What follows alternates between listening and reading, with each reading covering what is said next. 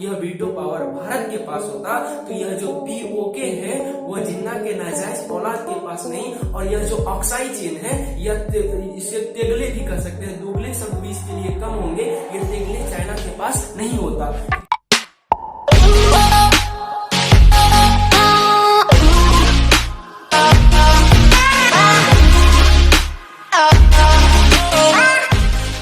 मैं पवन स्वागत करता हूं आपके अपने YouTube परिवार इजोजोन में। दोस्तों, आज हम लोगों का टॉपिक होने वाला है UNO, United nation organisations.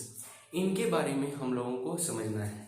UNO संयुक्त राष्ट्र संघ, क्यों इसकी स्थापना हुई, कब हुई इसकी स्थापना, इसके कितने अंग हैं, उन अंगों में सबसे प्रमुख अंग कौन है, कितने इसके अस्थायी सदस्य हैं, कितने अस्थायी सदस्य हैं, कुल कितने इनमें सदस्य इसमें हैं, इन सभी के बारे में आज हम लोगों को समझना है। और आइए उसको हम लोग एकदम साथ साथ मिल करके समझते हैं। दोस्तों, यूएनओ को समझने से पहले हमें राष्ट्र संघ को समझना है। संयुक्त राष्ट्र संघ से समझने से पहले हमें राष्ट्र संघ को समझना है। जैसा कि आप जानते हैं, सिरोजवा हत्याकांड के तत्कालीन कारण के बाद ही प्रथम विश्व युद्ध की बिगुल फूट चुकी थी और 1914 में प्रथम विश्व युद्ध की शुरुआत हो गई, जो 1918 तक चला। अब विश्व युद्ध हुआ है तो जाहिर सी बात है कि इनमें भारी मात्रा में जन धन का अपव्यय हुआ, बहुत सारा क्षति हुआ। लेकिन अब आगे ऐसा विश्व युद्ध ना हो। जब प्रथम विश्व युद्ध की समाप्ति हुई थी तब आगे ऐसा विश्व युद्ध ना हो, द्वितीय विश्व युद्ध ना हो, इसके लिए 1920 ईस्वी में अमेरिकी राष्ट्रपति वुडरो विल्सन के द्वारा राष्ट्र संघ की स्थापना की गई। यह राष्ट्र संघ का मुख्यालय जेनेवा में रखा गया, जेनेवा में बनाया गया इसका हेडक्वार्टर। लेकिन यह राष्ट्र संघ का जो स्थापना का उद्देश्य था यह सफल नहीं हो पाया और 1939 ईस्वी में पुनः द्वितीय विश्व युद्ध का बिगुल फूटा, जो कि जर्मनी का पोलैंड पर आक्रमण था उसका तात्कालिक कारण। और उसके बाद पुनः फिर 1945 तक वह द्वितीय विश्व युद्ध चला। लेकिन फिर इस पर विचार विमर्श करके एक ऐसा संघ बनाने का प्लान बनाया गया जो जितने भी देश उसमें भाग लिए थे उन सभी का यह मानना था कि क्यों ना एक ऐसा संघ बनाया जाए जिसके कारण फिर से तृतीय विश्व युद्ध ना हो। क्योंकि विश्व युद्ध कहने में एक छोटा सा वर्ड लगता है, लेकिन यह बहुत भयानक होता है, इसका परिणाम भी एकदम भयानक होता है। तो फिर 1945 में 24 अक्टूबर 1945 में यूएनओ की स्थापना कर दी गई। यूएनओ का एकमात्र उद्देश्य, या इसके बहुत सारे उद्देश्य थे, लेकिन सबसे प्रमुख इसका मेन जो उद्देश्य था, मेन जो टारगेट था, वह तृतीय विश्व युद्ध को रोकना।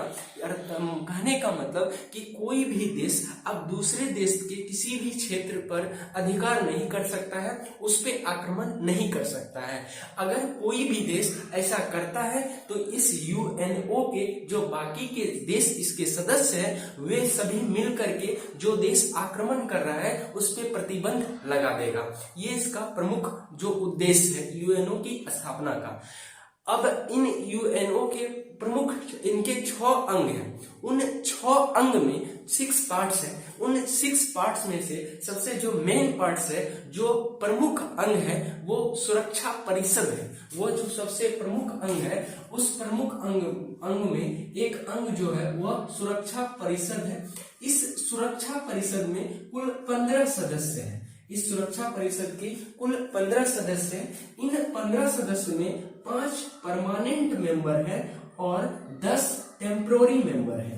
इन सुरक्षा परिषद के में से 5 जो है वो परमानेंट है। परमानेंट का जो समय काल होता है इनकी सदस्यता का, वह आजीवन होता है, मतलब पूरा जीवन काल तक उसका रहेगा। और जो अस्थायी होते हैं वो 2 साल के बाद हटते जाते हैं, मतलब वो अस्थायी जो सदस्य हैं उसका समय काल 2 वर्ष का होता है। भारत जो है यह यूएनओ का अस्थायी सदस्य है, जबकि इन 5 अस्थायी सदस्य में जो है वो आपका हो गया ब्रिटेन, फ्रांस, अमेरिका, रूस और चाइना। याद हो जाएगा आपको भी, एकदम मैप को ध्यान में रखिए। सबसे ऊपर ब्रिटेन, उसके नीचे फ्रांस, फिर अमेरिका, फिर चाइना और उसके ऊपर रसिया। ये कुल 5 सदस्य जो हैं इसके अस्थायी सदस्य हैं। इन अस्थायी सदस्य और अस्थायी सदस्य में क्या अंतर है? अस्थायी सदस्य का जो होता है, इस यूएनओ को चलाने के लिए ज्यादा फंडिंग भी करना पड़ता है, लेकिन फंडिंग के साथ साथ इनके पास एक बहुत बड़ा पावर दिया जाता है जिसे वीटो पावर कहा जाता है। इन्हीं वीटो पावर की सहायता लेकर के चाइना ने 1959 ईस्वी में तिब्बत जैसे लोकतंत्र देश पर अपना कब्जा जमा लिया, जबकि यूएनओ का स्थापना का ही मुख्य उद्देश्य था कि कोई भी देश किसी भी दूसरे देश पर आक्रमण नहीं कर सकता है और उसको अपने कब्जे में नहीं ले सकता है।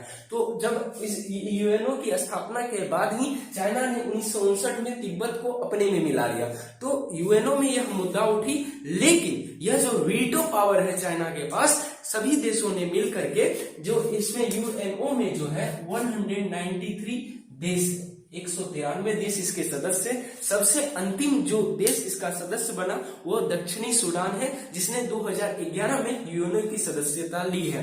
तो जब यह चाइना ने तिब्बत पर कब्जा कर लिया तो तब यूएनओ में यह बात उठी कि कैसे भी, जब यह यूएनओ का क्या उल्लंघन है, तो चाइना ने एकदम वीटो पावर का इस्तेमाल किया और उस प्रस्ताव को खारिज कर दिया। और वीटो पावर जो ये परमानेंट सदस्य को दिए गए हैं उसका एक ही इस्तेमाल कर सकते हैं कि अगर कोई भी प्रस्ताव आता है और इन 5 में से कोई भी एक भी सदस्य उस प्रस्ताव के खिलाफ वीटो लगा देता है तो वह प्रस्ताव एकदम से सरलता रूप से खारिज हो जाएगा।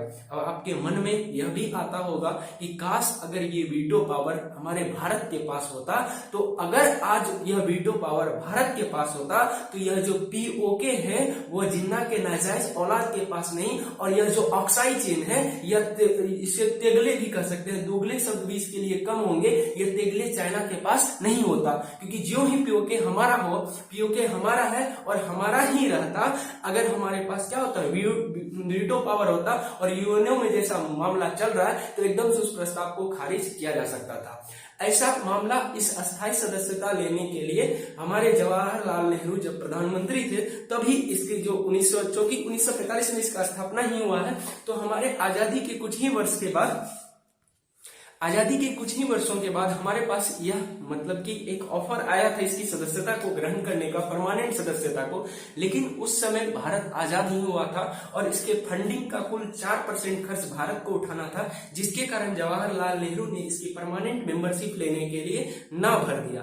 लेकिन वो उसका न भरना एक जवाहरलाल नेहरू की सबसे बड़ी भूल में से एक भूल थी, क्योंकि पैसा अब हमारे पास आ भी सकता है, लेकिन इसकी जो परमानेंट मेंबरशिप लेने में अब चाइना बार बार भारत का अड़ंगा अड़ा देता है। कोई भी मामला यूएनओ जाता है तो चाइना एकदम से इसके खिलाफ होकर के अड़ंगा अड़ा देता है। बाकी के सभी सदस्य देश जो है ये भारत के पक्ष में आ भी जाते हैं, लेकिन चाइना अड़ंगा अड़ा देता है और उसके पास वीटो है तो वीटो का वो फायदा उठा लेता है। लेकिन खैर कोई बात नहीं, भारत फिर से एक बार अपनी आवाज बुलंद कर रहा है वीटो पावर लेने के लिए, क्योंकि वीटो पावर लेने के लिए जो भी कंडीशन है उनको भारत एकदम 100% से फुलफिल कर रहा है। सबसे पहला कि आपका जो देश है वो लोकतंत्र होना चाहिए, भारत जैसा लोकतंत्र तो विश्व में नहीं है। उसके बाद आपका जो देश होना चाहिए वो आतंकवाद मुक्त होना चाहिए, तो भारत में आतंकवाद भी नहीं है। और उसके बाद एक मजबूत सेना होना चाहिए, और मजबूत सेना में भारत की बात तो वाकई ऐसे वीर हैं जो एकदम दहाड़ सकते हैं,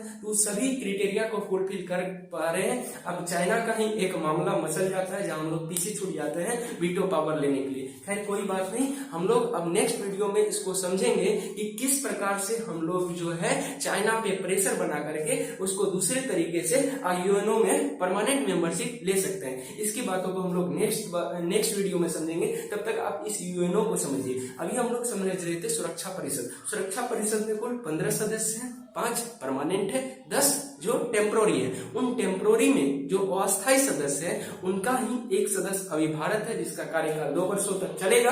अब जो है इसके कितने भाषा यूएनओ में कितने भाषा बोली जाती है, इनमें कुल 6 भाषा बोली जाती है। जिस तरह से आपने परमानेंट देश का नाम याद रखा ना, उसी का भाषा जनरली यूज किया जाता है। जैसे कि ब्रिटेन का इंग्लिश हो गया तो इंग्लिश हो गया, ब्रिटेन के बाद फ्रांस का फ्रेंच हो गया तो इंग्लिश फ्रेंच, उसके बाद स्पेनिश हो गया, उसके बाद अरबी हो गया, फिर रशियन हो गया, फिर चाइनीज हो गया। चाइनीज भाषा को ही मंडारी भाषा भी कहा जाता है। तो आप एकदम से सिलसिलेवार तरीके से इनके 6 भाषा को आसानी से याद रख सकते हैं।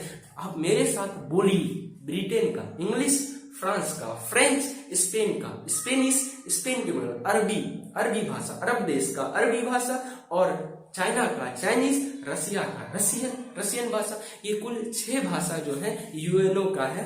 हालांकि इसका जो कार्यकारी भाषा है, मतलब जो कार्य के लिए यूज किए जाते हैं, इनमें 2 ही भाषा है, इंग्लिश और फ्रेंच।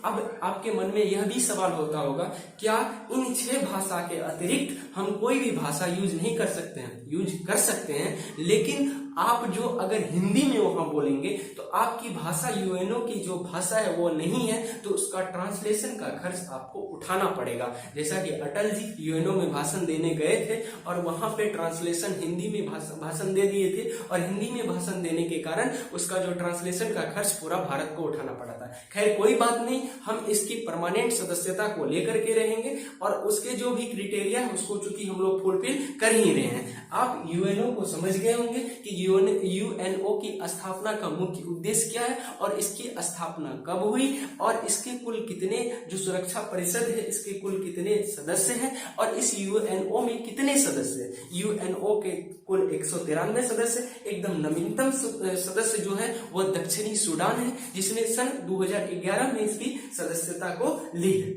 आई होप आप इस यूएनओ को अच्छी तरीके से समझ पाए होंगे। आप अगर इस लेक्चर से कुछ फायदा मिला है तो आप इसको लाइक कर दीजिए और अपनों के साथ इसे शेयर कर दीजिए। धन्यवाद इस वीडियो को देखने के लिए। अब हम लोग मिलेंगे नेक्स्ट वीडियो में। तब तक हंसते रहिए, मुस्कुराते रहिए और देखते रहिए आपका अपना यूट्यूब परिवार जो है इजू जोन। जय हिंद।